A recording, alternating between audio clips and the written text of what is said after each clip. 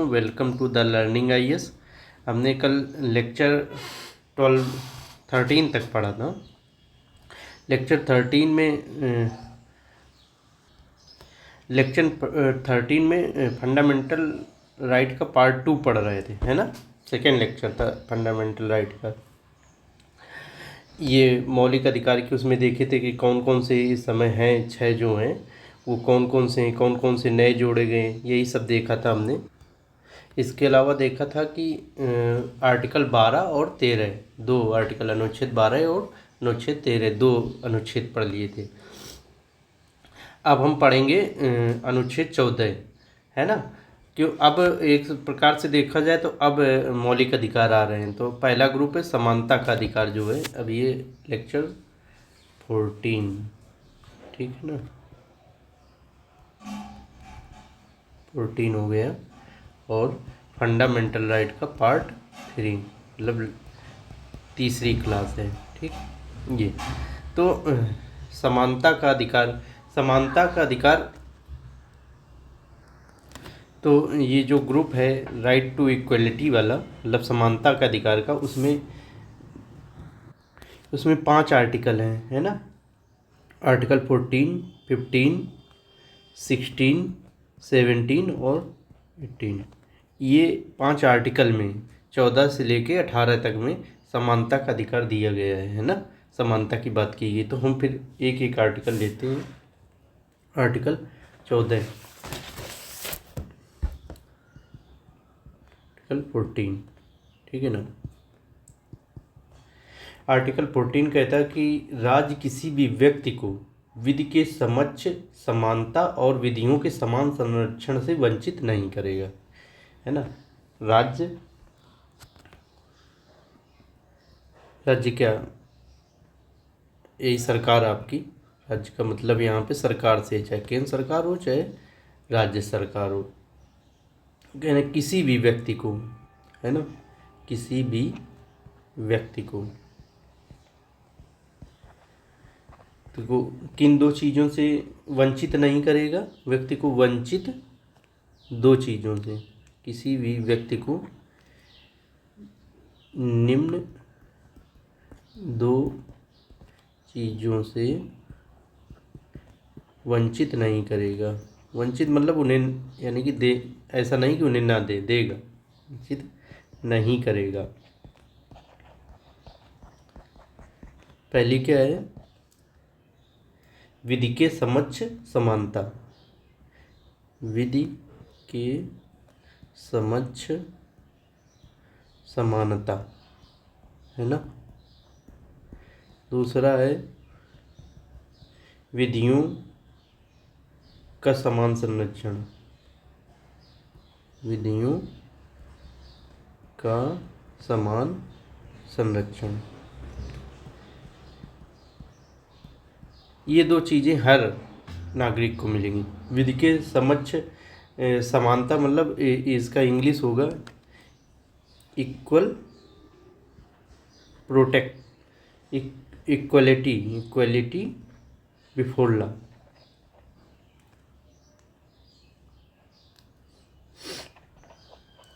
Law. है। और विधियों का समान संरक्षण, equal protection of law, equal protection of law.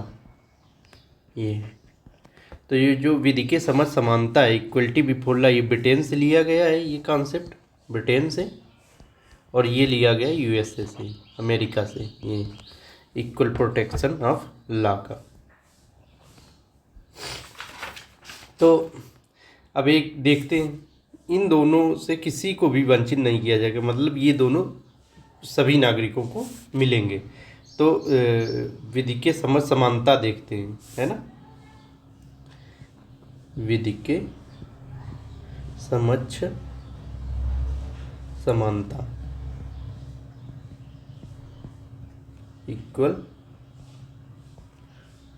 Equality before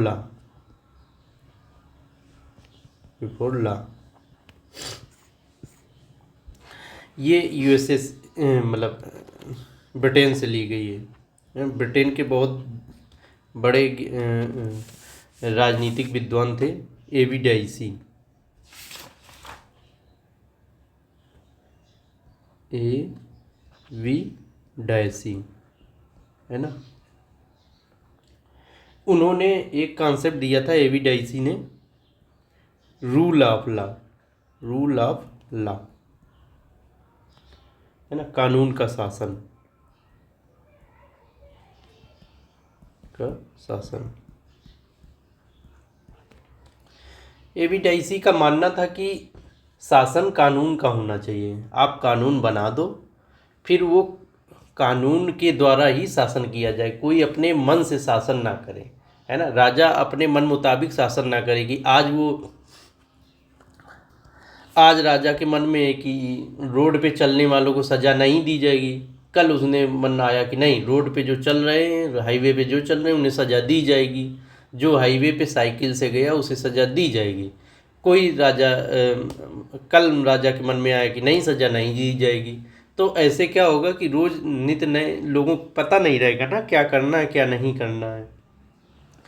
तो उन्होंने, एवी डाइसी ने कहा कि देश लोकतांत्रिक हो, लोकतंत्र के द्वारा सरकार आए, और सरकार क्या करे कि वो भी अपनी मनमानी ना करे और कानून के अनुसार शासन करे, है ना। कानून बनाओ, फिर उस कानून के अनुसार शासन करो। तो रूल ऑफ लॉ उन्होंने कॉन्सेप्ट दिया था। रूल ऑफ लॉ में ही उन्होंने इक्वलिटी बिफोर लॉ की बात की, इक्वलिटी बिफोर लॉ, विधि के समक्ष समानता की बात की। तो विधि के समक्ष समानता में क्या है कि ये एक निगेटिव अवधारणा है ना, अगर देखा जाए तो इसका फर्स्ट क्या है, निगेटिव अवधारणा। इसमें राज्यों को मनाही है ना, राज्य को मनाही है कि आप राज्यों को मनाही क्या, किसी के साथ भेदभाव नहीं करेंगे, किसी को विशेषाधिकार नहीं देंगे। तो इक्वलिटी बिफोर लॉ की सेकंड गुण क्या है कि इसमें विशेषाधिकार, विशेषाधिकार कार, प्रिविलेजेस, प्रिविलेजेस है ना, प्रिविलेजेस का एब्सेंस होगा, मतलब विशेषाधिकार नहीं होंगे, है ना, का ना होना। ये इक्वलिटी बिफोर लॉ की ये दूसरी विशेषता। एक तो ये निगेटिव अवधारणा, निगेटिव अवधारणा इस सेंस में है कि राज्य को रोक रहा है ना, कि आप ये नहीं करेंगे, मतलब किसी को विशेष नहीं मानेंगे, किसी को प्रिविलेज नहीं देंगे, ठीक है। तो ये विशेषा इक्वलिटी बिफोर लॉ का मतलब सिर्फ यही यहाँ पे ये है कि इसमें विशेषाधिकार की मनाही है, किसी को विशेष नहीं मानेंगे, है ना। कि अगर जो कोई क्राइम किया है किसी ने, चाहे वो कितना भी बड़ा आदमी हो, चाहे अंबानी हो और चाहे एक आम आदमी हो, दोनों को कानून बराबर मानेगा, विशेष किसी को नहीं मानेगा। दोनों को एक ही सजा होगी, एक कृत्य के लिए एक सजा होगी। एक जो भी उन्होंने एक कोई क्राइम किया, किसी का मर्डर किया, तो दोनों को ही, अगर जो फांसी होनी है तो दोनों को ही फांसी होगी, इसको भी फांसी होगी, इसको भी फांसी। यहाँ पे बड़ा छोटा कुछ नहीं, विशेषाधिकार किसी का नहीं, ठीक है। एक तो ये बात हो गई, पहली बात जो विधि के समक्ष समानता, सभी को कानून के नज़र में समान माना जाएगा, है ना। ऐसा करें आप, किसी को असमान ना मानो, ये है बात। दूसरा है विधियों का समान संरक्षण।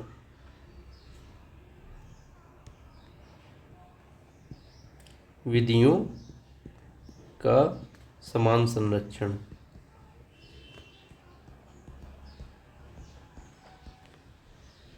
Equal protection of law.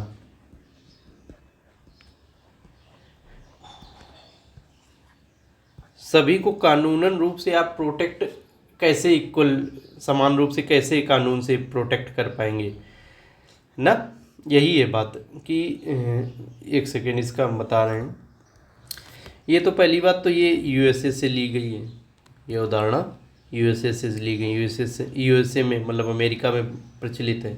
दूसरी बात ये सकारात्मक अवधारणा है, ऊपर वो नकारात्मक थी, है ना, इक्वलिटी बिफोर लॉ, लेकिन ये सकारात्मक अवधारणा है, अवधारणा।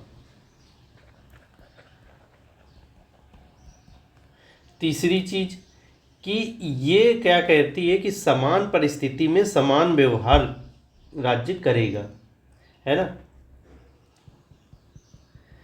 समान परिस्थिति में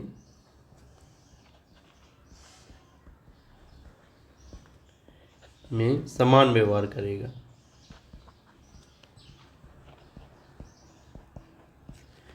समान परिस्थिति में राज्य समान व्यवहार करेगा, है ना। राज्य अपने नागरिकों को यदि कोई सुविधा प्रदान कर रहा है तो समान परिस्थिति में रहने वाले सभी नागरिकों को समान रूप से वो सुविधा दी जाएगी, ये कहने का मतलब है ना। अगर इसका क्या मतलब हुआ कि तो फिर असमान अगर परिस्थिति है, परिस्थिति समान नहीं है, असमान परिस्थिति,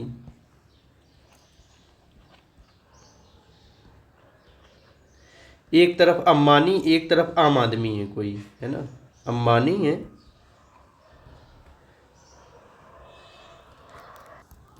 एक तरफ अंबानी एक तरफ आम आदमी है, कोई भी आम आदमी, मान लो मंगरू हैं, मंगरू भैया हैं, है ना। तो अंबानी को भी अंबानी अगर परिस्थिति असमान हो गई, मंगरू क्या गरीब है, अंबानी है अमीर, अमीर भी बहुत ज़्यादा अमीर है, थोड़ा बहुत थोड़ा नहीं अमीर है, करोड़ों इनके मंगरू के बराबर उनकी आय है, इनकम है अंबानी जी की।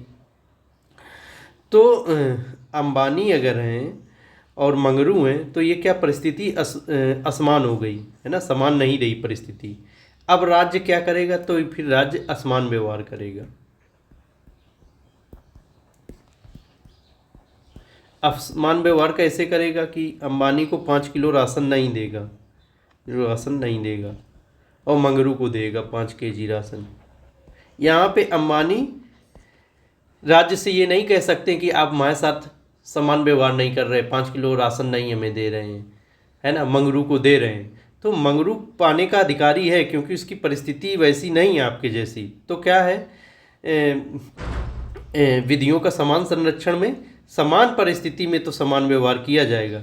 अगर अंबानी अडानी है तब तो फिर सेम व्यवहार किया जाएगा, दोनों को 5 किलो राशन नहीं मिलेगा। लेकिन असमान जब परिस्थिति हो जाएगी तो फिर राज्य असमान व्यवहार करेगा, है ना। आ माने नहीं, समान माने समानता, है ना, व्यवहार समान नहीं रहेगा। ये यहीं से आनुपातिक समानता निकलती है, आनुपातिक समानता।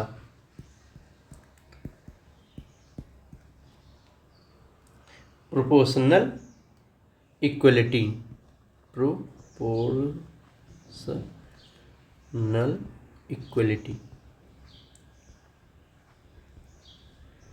अनुपातिक समानता क्या कि समान लोगों के साथ समान व्यवहार, असमान लोगों के साथ असमान व्यवहार, ठीक है ना। देखो, equal protection of law, law का, कानून का आप तभी इक्वल प्रोटेक्शन दे पाएंगे जब इस परिस्थिति समान हो। तो अगर जब तक परिस्थिति समान नहीं है, मंगरू और अंबानी के बीच इतना अंतर है पैसे का, आय का, तो फिर परिस्थिति समान कीजिए ना। जब परिस्थिति समान कीजिए हो जाएगी तब फिर इक्वल प्रोटेक्शन देंगे। तो जब परिस्थिति असमान है, जब परिस्थिति असमान है तो असमान व्यवहार करेगा, जब परिस्थिति समान है तो समान व्यवहार करेगा राज्य। यहीं से देखो समानता का जो मुख्य दर्शन है आर्टिकल 14 में है ना, समानता का है तो 14 से लेकर 18 आर्टिकल समानता वाले ग्रुप में, लेकिन आर्टिकल 14 सबसे महत्वपूर्ण है। समानता का मुख्य दर्शन यही है ना। कोर्ट अपने निर्णयों में आर्टिकल 14 को ही लेता है ज़्यादातर, कहता है अच्छा परिस्थिति असमान है तो फिर ठीक है आरक्षण दे दो।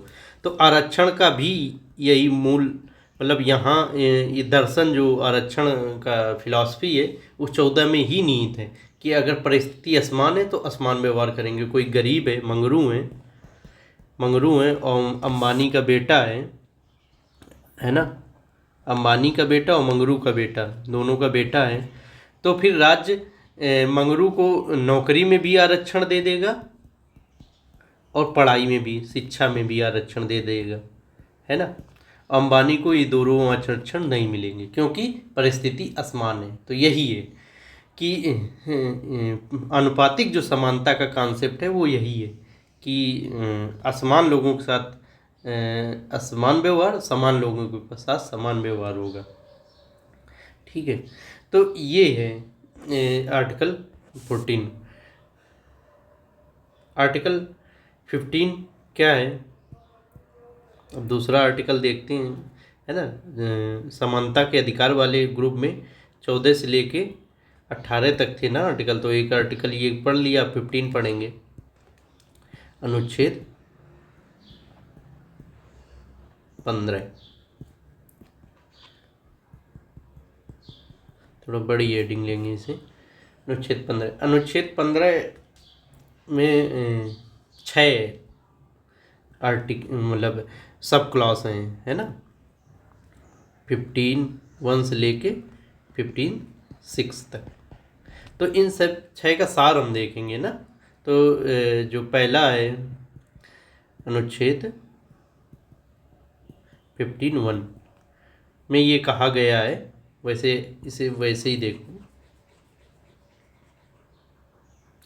अनुच्छेद 15 की मुख्य बातें इन 6 में ही हैं, मुख्य बातें वही देखते हैं। पहली बात, अनुच्छेद 15(1) में कहा गया है कि राज्य सार्वजनिक स्थलों पर नागरिकों के साथ अगर अनुच्छेद 15(1) इसके क्लॉज 1 के तहत क्या कहा गया है कि राज्य सार्वजनिक स्थलों पर है ना, पर नागरिकों के साथ भेदभाव नहीं करेगा। किन आधारों पे? नागरिकों के साथ भेदभाव नहीं करेगा। 5 आधार हैं, 5 आधारों पर भेदभाव नहीं करेगा। नागरिकों के साथ 5 आधारों पर भेदभाव नहीं करेगा। कौन कौन से 5 आधार हैं?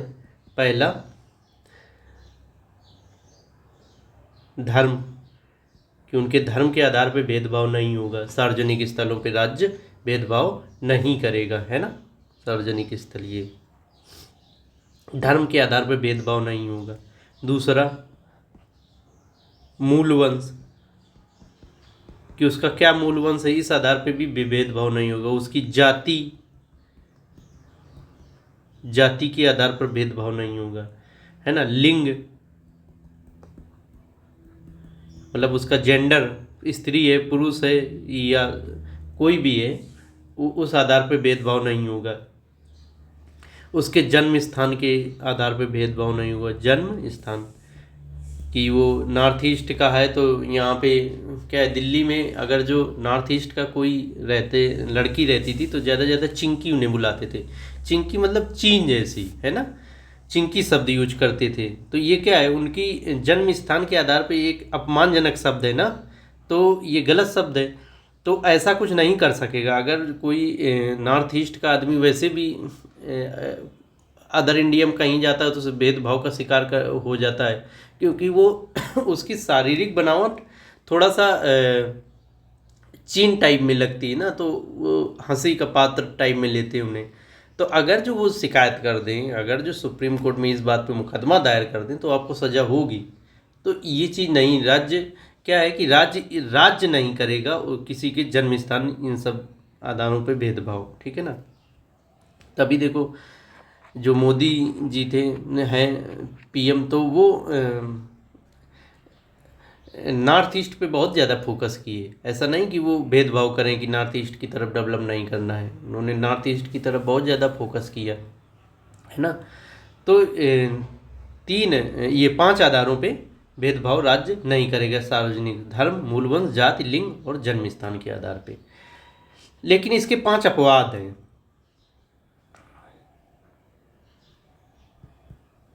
5 अपवाद,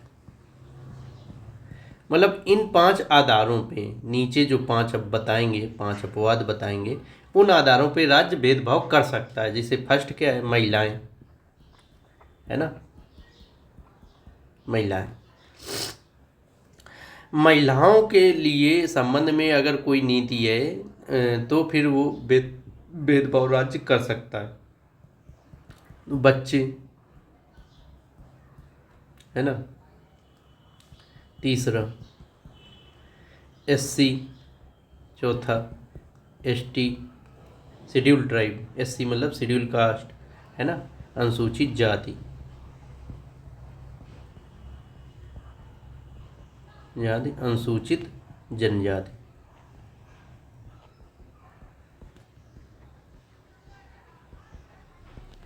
और पांचवा है पिछड़ा वर्ग। इन पांचों से संबंधित कोई राज्य को नीतियां बनानी है तो राज्य भेदभाव कर सकता है। महिलाओं के अधिकार सुनिश्चित करने तो राज्य भेदभाव कर सकता है। बच्चों के अधिकार सुनिश्चित करने तो राज्य भेदभाव कर सकता है। कोई भी पार्क महिलाओं के लिए रिजर्व किया, जैसे दिल्ली की मेट्रो है, मेट्रो का आगे वाला डब्बा है जो, वो महिलाओं के लिए रिजर्व्ड है, तो राज्य क्या यहाँ पे भेदभाव कर दिया ना, पुरुषों को जाने नहीं दे रहा है ना। तो क्या कह रहे हैं कि राज्य भेदभाव कर सकता है अगर महिला अधिकारों को लागू करना है उसे। बच्चों के अधिकारों को ऐसे लागू करना है तो भेदभाव कर सकता है। शेड्यूल ट्राइब, अनुसूचित जाति के लोग हैं जो, उनके अधिकारों को अगर सुरक्षित करना है तो राज्य भेदभाव कर सकता है। अनुसूचित जनजातियों मतलब कई जनजातियाँ बहुत दूर दराज रहती हैं, है ना। जैसे अंडमान निकोबार में एक जनजाति है सेंटिनलीज। सेंटिनली 2016 के आसपास शायद उसने किसी अमेरिकी नागरिक को मार दिया था। तो वहाँ पर कोई जा नहीं सकता है, जाने की मनाही है ना। तो राज्य ने क्या भेदभाव किया उनके अधिकारों को संरक्षण देने के लिए कि वो अभी इतने पिछड़े हैं, जनजाति इतनी पिछड़ी है कि उसे कुछ दुनिया नहीं मालूम, वो लोग तीर कमान चलाने लगते, तो ये लोग जाएंगे तो उन्हें मार देंगे। तो राज्य कहता वहाँ नहीं जाना है, वहाँ नहीं जा सकते हैं। तो वहाँ आर्मी का वहाँ पे प्रोटेक्शन है, उधर कोई जाने नहीं देती है आर्मी, इंडियन आर्मी। तो राज्य किसी जनजातीय क्षेत्र में आपको जाने से मना कर सकती है, तो इनके अधिकारों को लागू करने के लिए राज्य ऐसा करती है। किसी पिछड़ा वर्ग का कोई सदस्य है, ओबीसी वर्ग का कोई सदस्य है, तो उसके भी अधिकारों को लागू करने के लिए राज्य भेदभाव कर सकता है। हालांकि राज्य ऊपर मनाई गई कि राज्य इन चीज़ों पे भेदभाव नहीं करेगा, लेकिन राज्य भेदभाव कर सकता है इन 5 आधारों पे, है ना। 5 आधारों पे मनाही थी, लेकिन 5 ही आधारों पे कहा जा रहा है कि राज्य भेदभाव कर सकता है। अब इसमें एक मुद्दा आता है करंट का, है ना।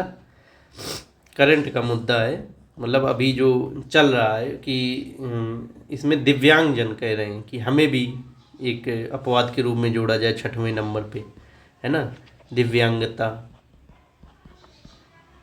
तो अगर राज्य दिव्यांगता मतलब दिव्यांग लोगों को अधिकार दिलाने के लिए यहाँ पे एक शब्द जोड़ देते कि दिव्यांग लोगों को अधिकार दिलाने के लिए भी राज्य भेदभाव कर सकता है ना।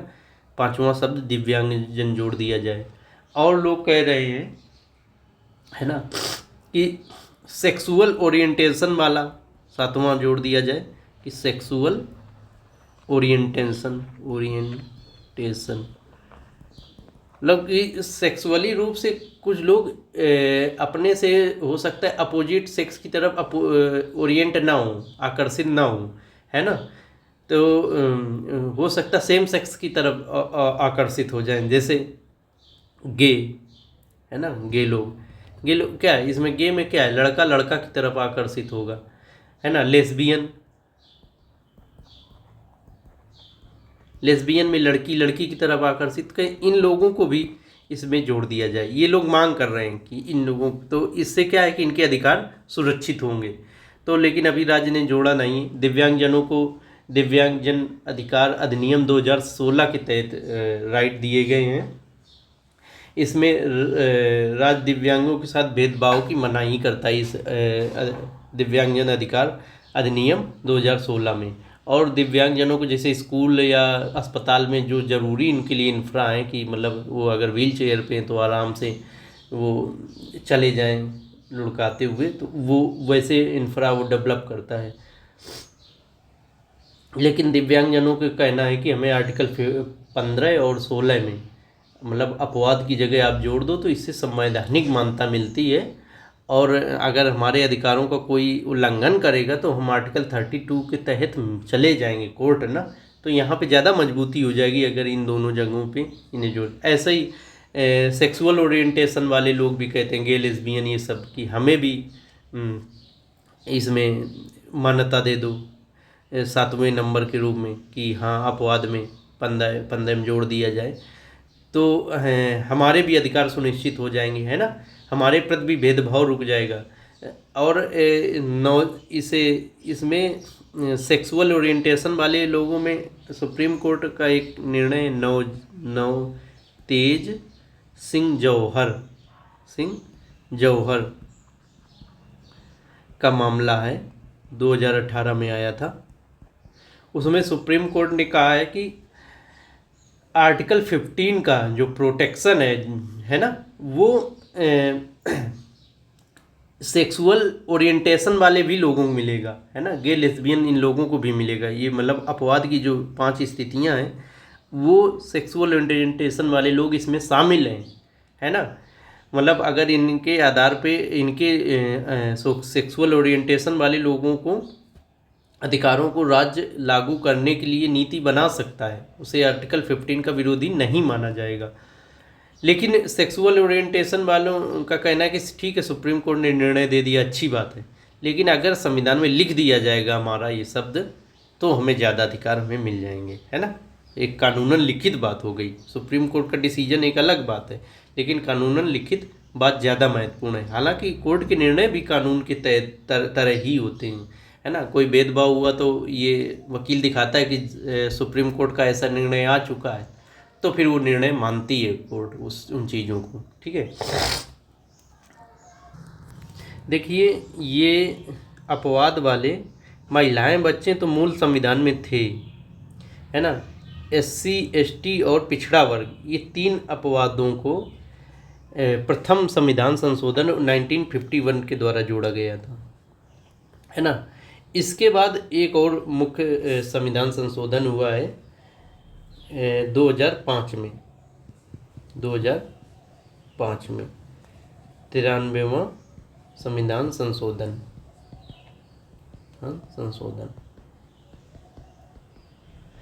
इसमें क्या बात की गई है, इसमें कहा गया कि राज्य या सरकार पिछड़े वर्गों के लिए, है ना, पिछड़े वर्गों किस प्रकार के सामाजिक या शैक्षिक रूप से जो पिछड़े वर्ग हैं, उनके पिछड़े वर्गों के लिए शिक्षा संस्थाओं में, है ना, शिक्षा संस्थाओं में, स्कूलों में, चाहे छोटे लेवल पे हो चाहे उच्च लेवल पे, आरक्षण का विशेष प्रावधान कर सकता है ना, मतलब आरक्षण आदि दे सकता है, शिक्षा संस्थाओं में विशेष प्रावधान कर सकता है। विशेष प्रावधान क्या, कि आरक्षण आदि दे सके एडमिशन में, है ना। तो लेकिन इसका अपवाद क्या रहेगा, अपवाद रहेगा अल्पसंख्यक शिक्षा संस्थान, अल्पसंख्यक शिक्षा संस्थान। देखिए, ये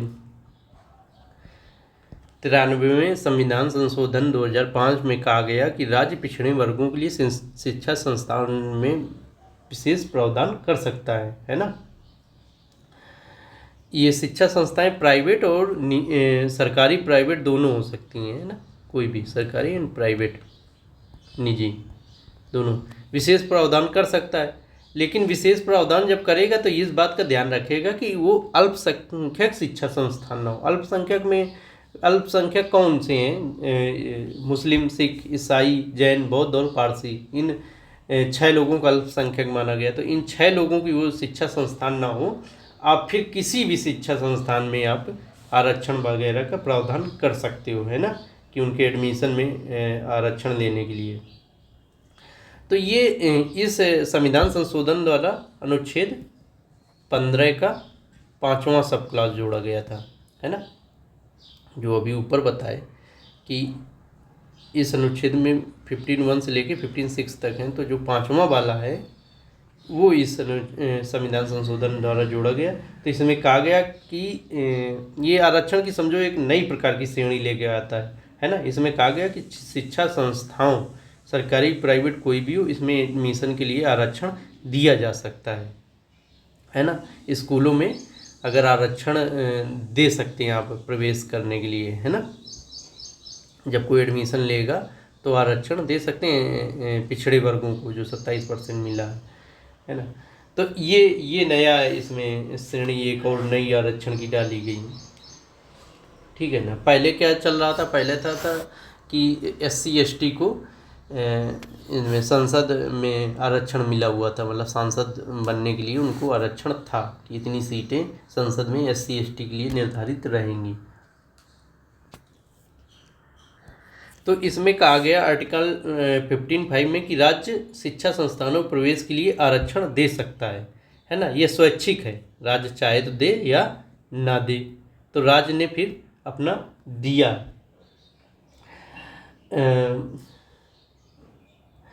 राज्य मतलब केंद्र सरकार ने फिर क्या किया, एक एक्ट पारित किया, कानून पारित किया। उसका नाम था central higher educational institutions admission in reservation act 2006। ये संविधान संशोधन आया 2005 में। केंद्र सरकार ने 2006 में इस कानून को पारित कर दिया, central higher educational institution admission in reservation act 2006, है ना। इसमें रिजर्वेशन दिया गया किसमें, एडमिशन में। जो उच्च शिक्षा वाले स्कूल थे उनमें एडमिशन दिया गया। तो फिर 2006 में जब ये आ गया तो फिर 2008 में सुप्रीम कोर्ट में एक केस गया जिसका नाम है अशोक कुमार। 2008 में ये सुप्रीम कोर्ट में ये केस गया, है ना।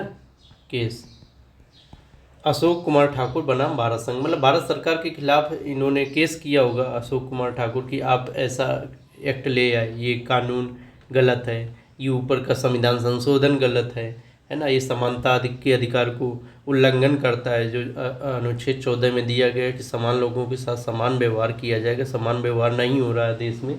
इन सब चीज़ों पे गया था कि हाँ इसे हटाया जाए, जो रिजर्वेशन दिया एडमिशन में, है ना। इंस्टीट्यूट में जो रिजर्वेशन है एडमिशन में, उन्हें हटाया जाए ऐसा। लेकिन सुप्रीम कोर्ट ने जो उक्त दिया गया आरक्षण है, इसमें इस केस में कहा कि ये दिया गया जो आरक्षण है स्कूलों में एडमिशन के लिए, ये OBC को जो आरक्षण दिया गया है, अन्य को भी SC ST जिनको भी आरक्षण दिया गया है वो सही है, गलत नहीं। अनुच्छेद 14 के तहत ये समानता के अधिकार को समानता के अधिकार का उल्लंघन नहीं करता, क्योंकि अनुच्छेद 14 में कहा गया है ना, सुप्रीम कोर्ट ने कहा कि अनुच्छेद 14 में इक्वल प्रोटेक्शन ऑफ लॉ की बात की गई। विधियों के समान संरक्षण, विधियों के समान संरक्षण में है कि असमान लोगों के साथ असमान व्यवहार किया जा सकता है ना। मतलब गरीबों को, कमज़ोर वर्गों को विशेष सुविधा दी जा सकती है ना। गरीबों को, जैसे मंगरू को, गरीबों को विशेष सुविधा दी जा सकती। विशेष सुविधा क्या है, आरक्षण, है ना। आरक्षण दिया जा सकता है ना।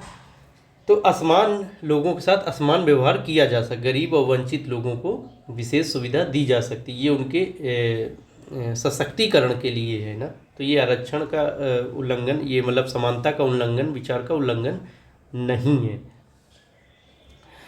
तो ये एक प्रकार से देखो आरक्षण हमारे यहाँ अगर देखा जाए, पहले एक चीज़ और दे लेते हैं। अनुच्छेद 15(6) एक आया, ये 15(5) की बात हो गई जो कंट्रोवर्शियल था। अब 15(6) आया कब, 15(6) आया 103वें 103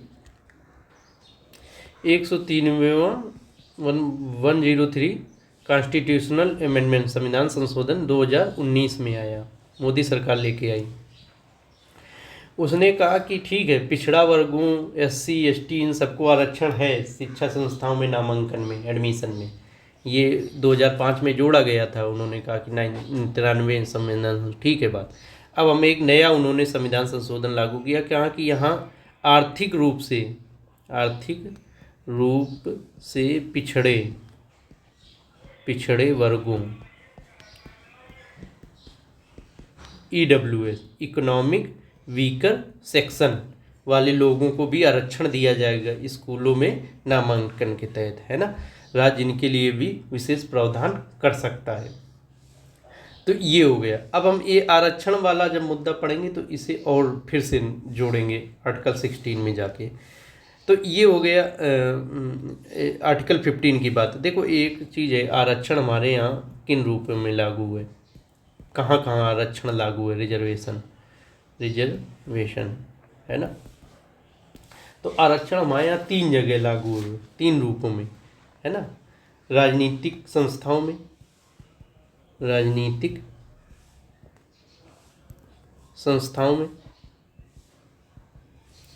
इसमें लोकसभा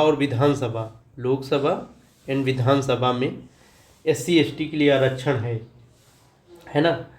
और 73वें और 74वें संविधान संशोधन द्वारा पंचायती राज में भी SC ST और महिला के लिए आरक्षण दे दिया गया। लोकसभा विधानसभा में SC ST को आरक्षण है, और लोकल बॉडी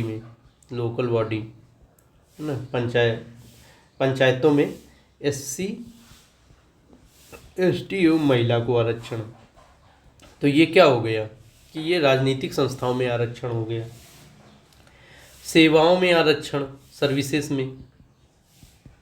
में आरक्षण, सेवाओं मतलब गवर्नमेंट सर्विसेज, है ना, एक तरीके से गवर्नमेंट सर्विसेज, है ना। सरकारी नौकरियों में आरक्षण, तो सरकारी नौकरियों में आरक्षण अनुच्छेद 16 के तहत दिया गया है, 16 के तहत, है ना। अभी आगे पढ़ेंगे इसे। फिर क्या है, फिर आरक्षण है स्कूलों में, चाहे सरकारी प्राइवेट कोई भी हो, सरकारी प्राइवेट स्कूलों में एडमिशन में आरक्षण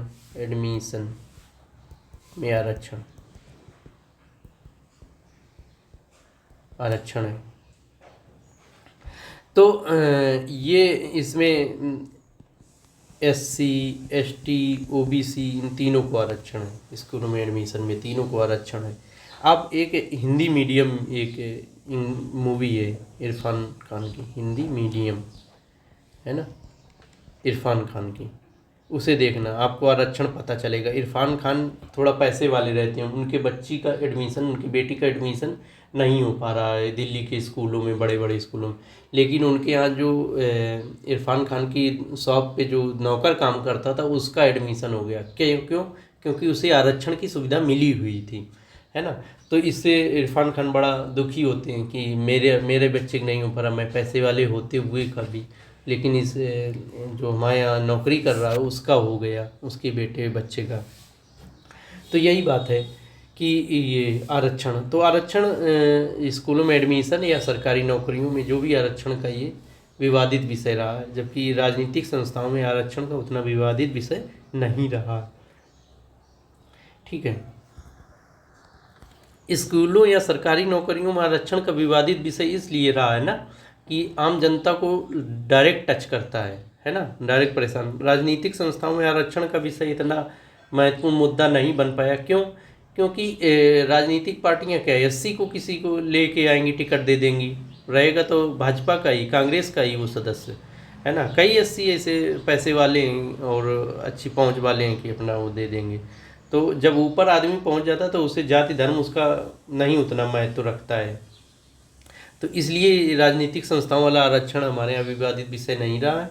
लेकिन ये जो गवर्नमेंट सर्विसेज में, सरकारी नौकरियों में आरक्षण है ना, इसे सरकारी नौकरी ही लिख लो, है ना, ज़्यादा आसान रहेगा ना।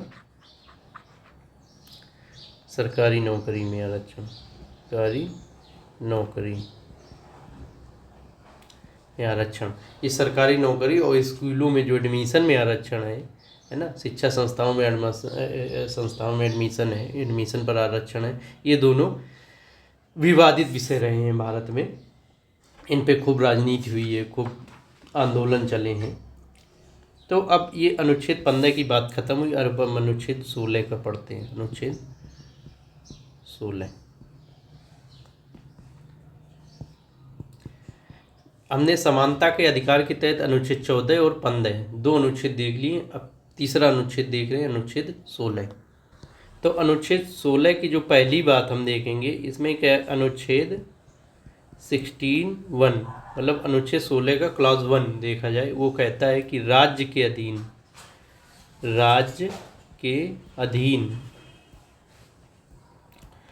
नियुक्ति या नियोजन, है ना, नियुक्ति या नियोजन में सभी नागरिकों के लिए अवसर की समानता होगी। में सभी नागरिकों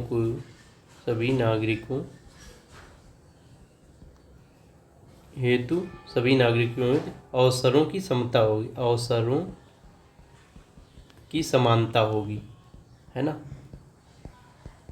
होगी। मतलब कि राज्य जो सरकारी नौकरी है, इसका ऐसे मतलब रखो, राज्य के अधीन नियुक्ति, है ना, ये नियोजन का मतलब एम्प्लॉयमेंट रोजगार, है ना। तो राज्य के अधीन जो भी रोजगार होंगे, मतलब सरकारी नौकरी, राज्य के अधीन क्या रोजगार है, सरकारी नौकरी, है ना। सरकारी नौकरी में सभी लोगों को अवसरों की समानता होगी, मतलब कि सभी लोग कोई भी हों, उनके साथ असमानता नहीं की जाएगी, सबको बराबर माना जाएगा, ये अनुच्छेद 1 कहता है। लेकिन फिर तुरंत दूसरी बात क्या, अनुच्छेद 16(2) ये क्या कह देता है कि नहीं, कुछ हम आधारों पर भेदभाव नहीं। एक सेकेंड, तो ये जो ये 61 में क्या कहा गया, सभी को सरकारी नौकरी में बराबर समान माना जाएगा, कोई भेदभाव नहीं होगा। तो राज्य किन आधारों पर भेदभाव नहीं कर सकता, 16(2) में कहा कि धर्म, जाति, वही 16 वो अनुच्छेद 15 वाले आधार, है ना, लिंग,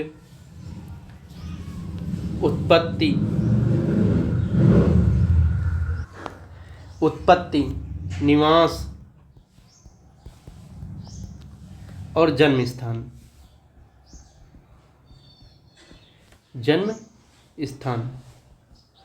उत्पत्ति को उद्भव भी कह सकते हैं, है ना। जन्म स्थान मतलब ये निवास। तो ये के 3, 2, 5, 1, 6 आधारों पे यहाँ पे भेदभाव नहीं करेगा राज्य। इन 6 आधारों पे सरकारी नौकरी देने पे भेदभाव नहीं करेगा, ये मतलब बोला गया है इसमें। तो इन आधारों पे राज्य भेदभाव नहीं करेगा सरकारी नौकरी देने में, ठीक है ना।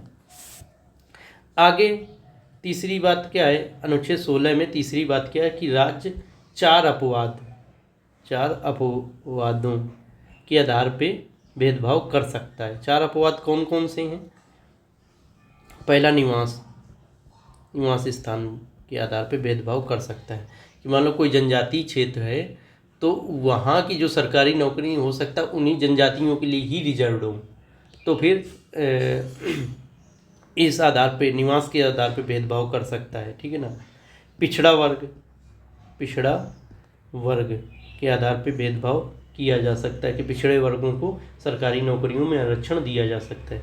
तीसरा, धार्मिक संस्था से संबंधित पद।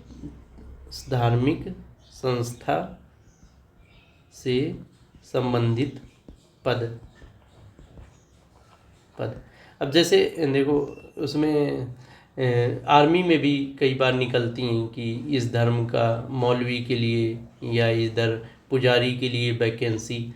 तो मतलब वो क्या है कि किसी धर्म विशेष के लिए आरक्षण है ना, वो जो मौलवी होंगे वो तो जानते होंगे ना नमाज अदा कैसे करानी है, तो उन्हीं को पता है वो धर्म विशेष की विधियाँ, पूजा की विधियाँ, उपासना की विधि, तो उसके लिए आरक्षण दे देगा गवर्नमेंट अपनी संस्थाओं में कि हाँ ठीक है, इसमें यही धर्म से संबंधित लोग आ सकते हैं, है ना।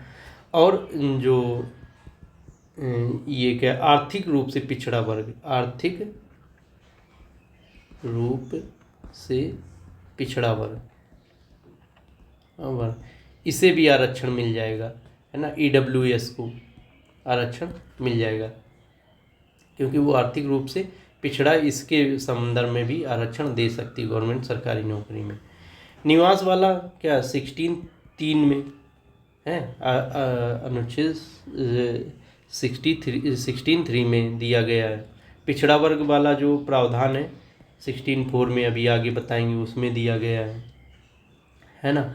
और जो धार्मिक संस्था से संबंधित जो पद है ना, उसका जो आरक्षण 16(5) में दिया गया है ना, 16(5) में दिया गया है। और जो आर्थिक रूप से पिछड़ा वर्ग का जो कॉन्सेप्ट है कि इसको आरक्षण कैसे दिया गया, तो 16(6) में दिया गया है। यही, तो इसमें दो विवादित हैं, धार्मिक वाला तो विवादित नहीं है क्योंकि बहुत एक आध सीट निकलती है ना, तो कोई विवाद का मुद्दा नहीं है। निवास वाले में भी 2-4 सीटें किसी कोई जनजाति क्षेत्र में हो गया, ये भी।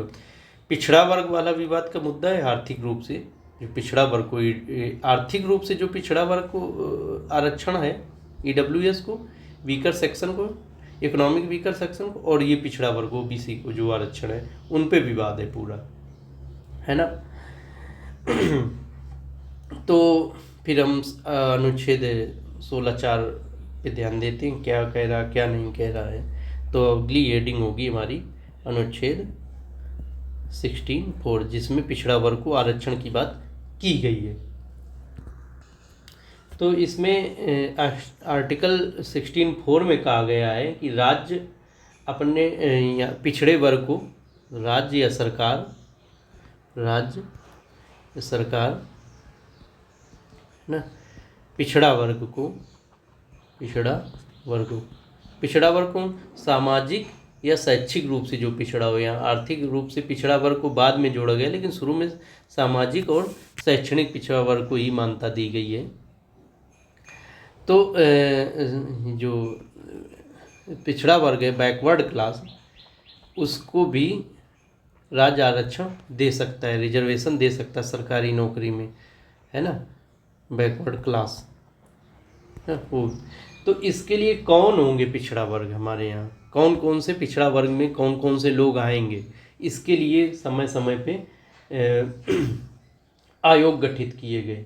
तो जो पहला आयोग है ना, कि मतलब किस आधार पे पिछड़ा वर्ग माना जाए, गरीबी के आधार पर, लैंगिक के आधार पर, या जाति के आधार पर, किस आधार पे पिछड़ा वर्ग को का गठन किया जाए, कौन कौन से लोगों को पिछड़ा वर्ग माना जाए, इन सब चीज़ों के लिए पिछड़ा वर्ग आयोग की गठन किया गया है ना, नियुक्ति की गई।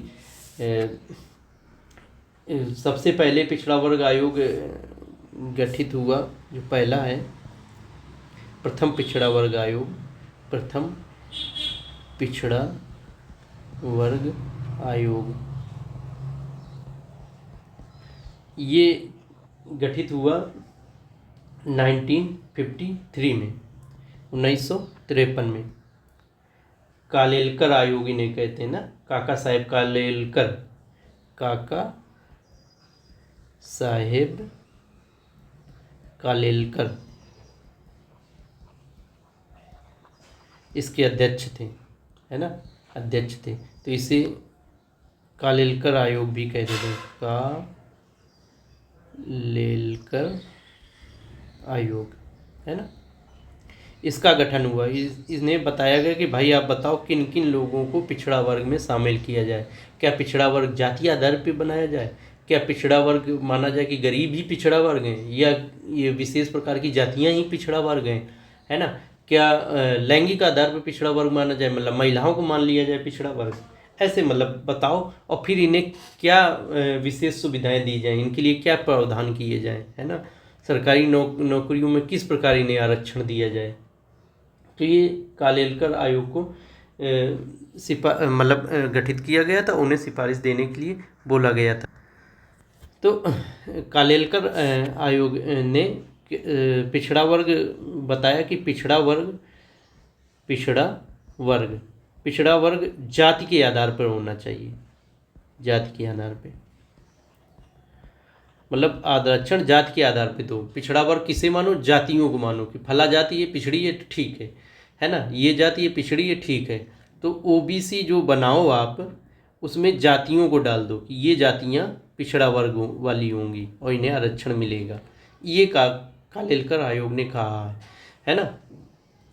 आयोग का भी मानना था कि भारत में जातियों के आधार पे ही भेदभाव हुआ है, उनका शोषण हुआ है, जाति आधार पे ही शोषण हुआ है और कई सैकड़ों वर्षों तक हुआ है। तो जाति आधार पे आरक्षण दे के उन्हें मतलब ऊपर उत्थान किया जा सकता है। जब जातीय आधार पर उनका शोषण हुआ तो जातीय आधार पर फिर आरक्षण दो, ठीक है। तो ये हुआ। इन्होंने गरीबी को नहीं माना आरक्षण की, गरीब है तो वो पिछड़ा वर्ग ऐसा कोई आधार नहीं माना। क्यों?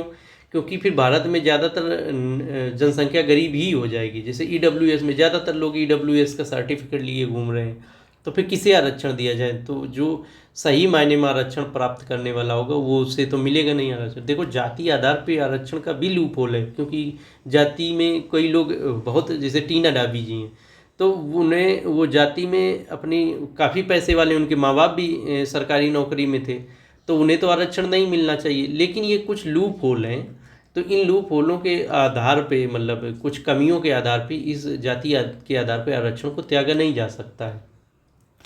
तो प्रथम पिछड़ा वर्ग आयोग ये काका साहिब कालेलकर की अध्यक्षता में जो था, इसे कालेलकर आयोग भी कहते हैं, 1953 में इसे गठित किया गया था। इसने अपनी रिपोर्ट दी और रिपोर्ट दी, लेकिन सरकार ने इनकी बातों को लागू नहीं किया। उस समय नेहरू जी थे प्रधानमंत्री। अगर वो इनकी सिफारिशों को लागू कर देते, जाति के आधार पर आरक्षण दे देते, तो क्या सवर्ण जातियाँ जो हैं हिंदू धर्म की वो नाराज़ हो जाती है ना, और कांग्रेस को वोट नहीं करती। कांग्रेस को पिछड़ा वर्ग का भी वोट चाहिए था, सवर्णों भी वोट चाहिए था, और एससी कास्ट का भी वोट चाहिए था, एसटी का भी वोट चाहिए था। वो किसी को नाराज़ नहीं करना चाहिए। लेकिन फिर धीरे धीरे राजनीति बदली, इंदिरा जी ने इमरजेंसी लगाई है ना 1975 में, फिर 1975, फिर इसके बाद 1979 में 1978 में गवर्नमेंट चेंज हुई, जनता पार्टी की सरकार बनी। तो जब जनता पार्टी की सरकार बनी, वो कांग्रेस की जो सभी जातियां वोट दे रही थी, उसमें सोचा कि ओबीसी को हम झटक दें यहाँ से। कैसे झटकेंगे? कि जाति के आरक्षण पे आरक्षण दे दें, है ना। ओबीसी का गठन करें, जो पिछड़ा वर्ग का गठन करें, वो जाति के आधार पर गठन करें। तो उन्होंने द्वितीय पिछड़ा वर्ग आयोग बनाया। जनता पार्टी की सरकार ने द्वितीय पिछड़ा वर्ग आयोग का गठन किया। द्वितीय पिछड़ा वर्ग आयोग, हाँ, इसका गठन किया 1979 में। 1979 में इसका गठन कर दिया और इसके अध्यक्ष थे बीपी मंडल। अध्यक्ष कौन थे? बीपी मंडल। बीपी मंडल इसके अध्यक्ष थे। बिहार के ये मुख्यमंत्री रह चुके थे, है ना। तो बीपी मंडल, इसे मंडल आयोग भी कहते हैं, है ना। प्रेस की भाषा में, अखबारों की भाषा में इसे मंडल आयोग भी, अखबार मंडल आयोग। तो मंडल आयोग ज़्यादा प्रचलित है। तो मंडल आयोग ने अपनी सिफारिशें दे दी। उसने भी जाति के आधार पे आरक्षण को सही माना। 1980 में मतलब इन्होंने अपनी सिफारिशें दी, बहुत व्यापक कलेक्शन किया, फैक्ट को बहुत व्यापक रूप से कलेक्शन किया और अपनी रिपोर्ट दी, है ना। उन्होंने कहा कि जो पिछड़ा वर्ग है, पिछड़ा वर्ग, उसका गठन जाति के आधार पे करो, मतलब जाति के आधार पे आरक्षण दो, जाति का आधार होना चाहिए। और हैं, तो उस समय उन्होंने 3743 जातियाँ, पूरे भारत में 3743 जातियों को कहा कि ये पिछड़ा वर्ग के अंतर्गत आएंगी। 3743 जातियाँ, मतलब सोचो 4000 के करीब जातियाँ भारत में, है ना, ये पिछड़ा वर्ग में बोले आएंगी। तो इन्हें पिछड़ा वर्ग में शामिल करो और इन्हें सामूहिक रूप से ओबीसी कहो, अदर बैकवर्ड क्लास, ना, अन्य पिछड़ा वर्ग, अन्य पिछड़ा वर्ग इन्हें पुकारा जाए नाम। उन्होंने कहा ओबीसी, है ना, अदर बैकवर्ड क्लास, कि इन जातियों को पिछड़ा वर्ग मानो अनुच्छेद 16(4) के तहत। और इनमें 3743 इस समय ऐसी जातियां जो पिछड़ा वर्ग मानी जा सकती हैं, इन्हें शामिल करो 3743 जातियों को। और इन्हें सरकारी नौकरियों में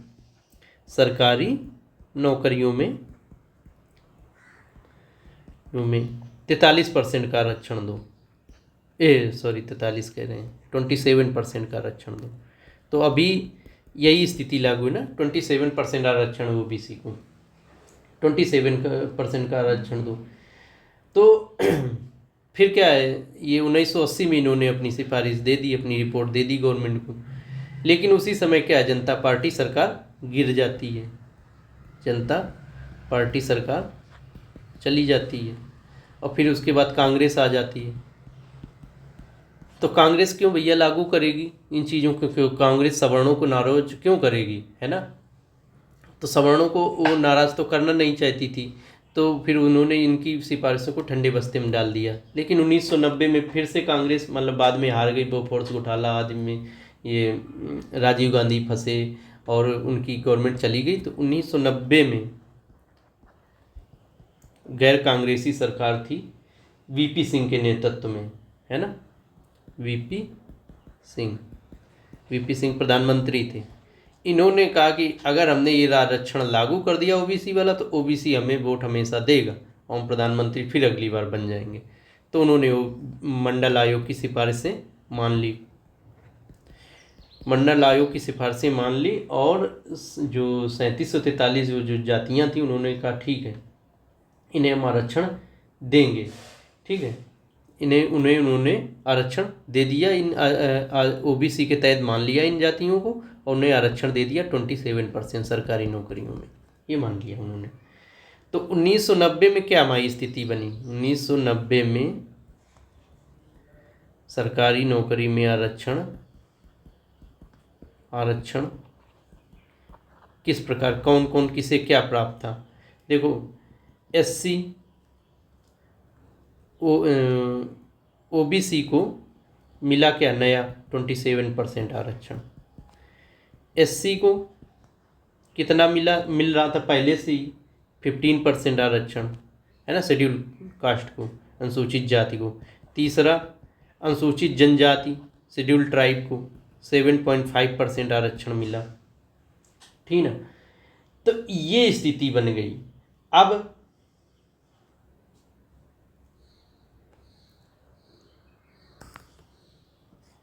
ये कितना हुआ, तो 49.5% आरक्षण हो गया टोटल। लेकिन कई मामलों में कि राजीव गांधी जी की उस समय बाद में हत्या कर दी गई, ये वो दुनियादारी, तो उनका बम ब्लास्ट में मारे गए राजीव गांधी। तो इस सहानुभूति के चक्कर में वीपी सिंह सरकार फिर बना नहीं पाए, उन्हें वोट उतना मिला नहीं, कांग्रेस के पक्ष में ज़्यादा वोट चला गया। लेकिन कांग्रेस की सरकार 1991 में फिर आ गई। तो उसने क्या किया कि पिछड़ा वर्ग ठीक है, आप पा गए आरक्षण, ठीक है। उसने नाराज, वो भी तो नहीं नाराज कर सकती थी, आरक्षण हटा नहीं सकती थी, आरक्षण हटाई नहीं कि फिर गवर्नमेंट को पिछड़ा वर्ग ज़्यादा है इस देश में, तो फिर पिछड़ा वर्ग तो को आरक्षण हटाया नहीं। लेकिन उन्होंने कहा अगले सवर्णों को खुश करने के लिए 10% आरक्षण ला दिया, और 10% का ये आरक्षण था ईबीसी आरक्षण, आर्थिक रूप से इकोनॉमिकली बैकवर्ड क्लास, ईबीसी आरक्षण उन्होंने बोला। यही अभी मोदी जी इसे ईडब्ल्यूएस के रूप में लाए हैं, है ना, ईडब्ल्यूएस के रूप में मोदी जी लाए हैं। तो ये उस समय ईबीसी आरक्षण था, इकोनॉमिक बैकवर्ड क्लास, मतलब वही आर्थिक रूप से जो गरीब है उसे आरक्षण दिया जाए। तो इस प्रकार हो गया 59.5% आरक्षण। तो इन सब चीज़ों को लेके सुप्रीम कोर्ट में चुनौती दी गई कि ये आरक्षण ही जब सब लोगों को मिलेगा तो फिर ये नॉर्मल लोग क्या करेंगे, है ना, सब आरक्षण वाले ही भर जाएंगे। तो फिर ऐसे तो कंपटीशन गया ना, हम लोगों को क्या होगा जिन्हें आरक्षण नहीं मिल रहा है, जो जनरल कास्ट के थे। तो सुप्रीम कोर्ट में केस गया इंदिरा साहनी बनाम भारत संघ के मामले में 1992 में ये निर्णय गया। 1992 में ये मामला गया, तब उसमें ये आरक्षण को मतलब चुनौती दी गई, है ना। तो ये 9 जजों की बेंच बैठी, सुप्रीम कोर्ट के 9 जजों की बेंच। बेंच मतलब कि 9 जज उसमें बैठे ऐसे, है ना, ऐसे ऐसे बेंच। सुप्रीम कोर्ट में जो ग्रुप में जज बैठते हैं, कोई निर्णय देते हैं, उन्हें बेंच कहते हैं ना। यहाँ पे बेंच को मतलब ग्रुप मान लो आप, ठीक। तो 9 जज इसको निर्णय दिए। और इसमें क्या कहा कि उन्होंने पहला दिया, इसमें बात बोली कि आरक्षण की जो व्यवस्था है भारत में, उस संविधान में समानता के अधिकार का विरोधी नहीं। आर्टिकल 14 के तहत जो समानता का अधिकार है उसकी विरोधी नहीं है। क्यों क्यों विरोधी नहीं है? क्योंकि उसमें कहा गया असमान लोगों के साथ असमान व्यवहार किया जाए, गरीबों और वंचितों के साथ आरक्षण दिया जा सकता, उन्हें विशेष सुविधा दी जा सकती। तो उन्होंने कहा कि आरक्षण जो है समानता के विरुद्ध नहीं, इक्वलिटी के विचार के विरुद्ध में नहीं है। दूसरी बात उन्होंने क्या कही, जाति को आरक्षण का आधार बनाया जा सकता है? जाति को आरक्षण का आधार बनाया जा सकता है, क्योंकि भारत में जो सामाजिक पिछड़ापन है, भारत में मुख्य जो प्रमुख रूप से पिछड़ापन है वो सामाजिक पिछड़ापन है, इसलिए जाति को आरक्षण बनाया जा सकता है सामाजिक पिछड़ापन के आधार पर, ठीक है। फिर उन्होंने तीसरा एक क्रीमी लेयर का सिद्धांत दिया, क्रीमी लेयर, है ना, क्रीमी लेयर मतलब कोई कप अप है, जैसे चाय का या दूध का गिलास हो, तो ऊपर ही क्रीम पड़ जाती है, आप देखे होंगे, है ना। तो उन्होंने कहा कि जो जातियों में, जिन जातियों में ऊपर जो धनी लोग हो गए हैं, जैसे टीना डाबी, उन्हें आप हटाओ, क्रीमी लेयर में लाओ, है ना, उन्हें आरक्षण का लाभ मत दो। तो ओबीसी में जो जातियां धनी हो गई हैं, अभी एसटी में नहीं लागू, एससी में नहीं लागू क्रीमी लेयर का, लेकिन ओबीसी में लागू है।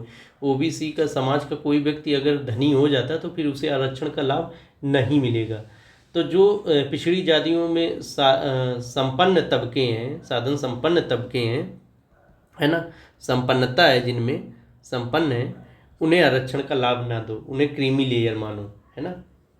और ये क्रीमी लेयर कैसे माना जाएगा? उनके लिए सरकार समय समय पे आयोग का गठन करे और बताए कि ये लोग क्रीमी लेयर में आ गए हैं, इतनी आय वाले लोग क्रीमी लेयर में आएंगे। मानक मतलब ये तय करे स्टैंडर्ड कि कितनी आय वाले क्या है, कौन सा सरकारी नौकरी कौन पा जाएगा, तो उसे हम क्रीमी लेयर के तहत मान लेंगे। तो ओबीसी की में क्रीमी लेयर का कॉन्सेप्ट लाया गया कि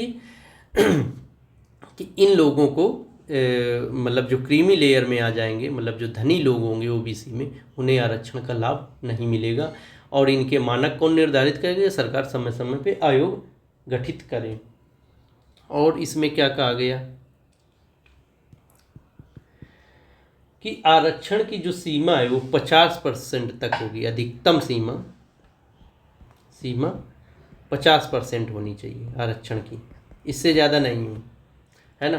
तो इसलिए, और हो कितनी गई थी, कहाँ गया, 59.5%। तो उन्होंने, सुप्रीम कोर्ट ने ईबीसी आरक्षण, जो एम नरसिम्हा राव की सरकार थी, कांग्रेस वाली सरकार, एम नरसिम्हा राव उस समय प्रधानमंत्री थे, उनके द्वारा दिया गया ईबीसी आरक्षण, इकोनॉमिक बैकवर्ड क्लास को, आरक्षण को ख़त्म कर दिया,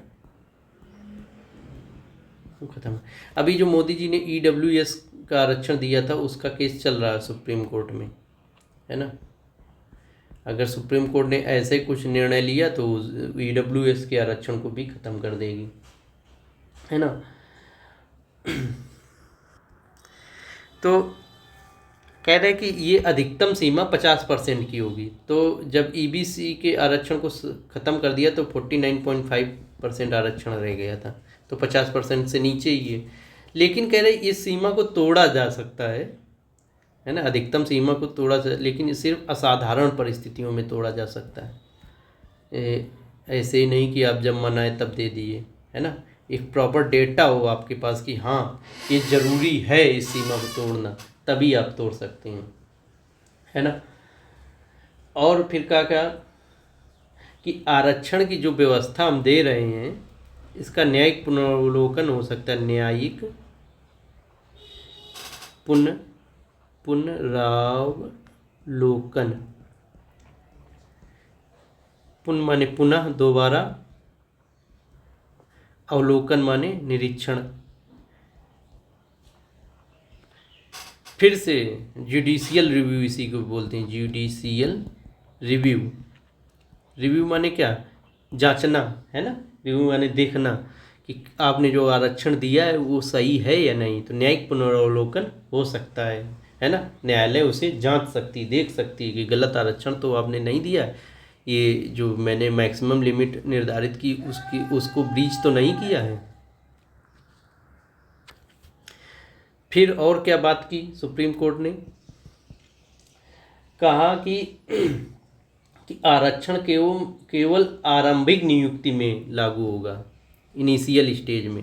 मतलब किसी की नौकरी लग गई, उसी समय फॉर्म डाला, उसको नौकरी मिली आरक्षण के तहत, बस फिर पदोन्नति में आरक्षण नहीं लागू होगा,